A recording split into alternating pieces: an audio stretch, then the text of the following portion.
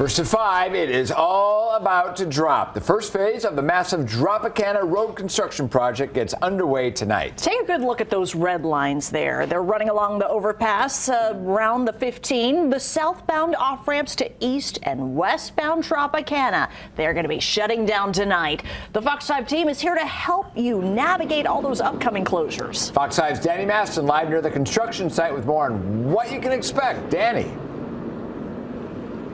Well, John and Jacqueline, preps are already underway for construction here on Dropicana and Dean Martin. Now, major impacts start at 9 o'clock tonight, so when you are driving into work tomorrow, road closures will already be in place. The project consists of demolishing the Dropicana overpass at I-15. Tonight at 9 p.m., the ramp from southbound I-15 to both east and westbound Dropicana will close for an extended period of time.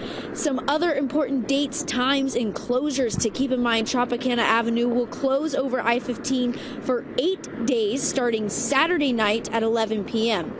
The biggest closure happens Friday night, January 27th at 10 p.m. until Monday, January 30th, when I-15 will close in both directions between Russell and Flamingo.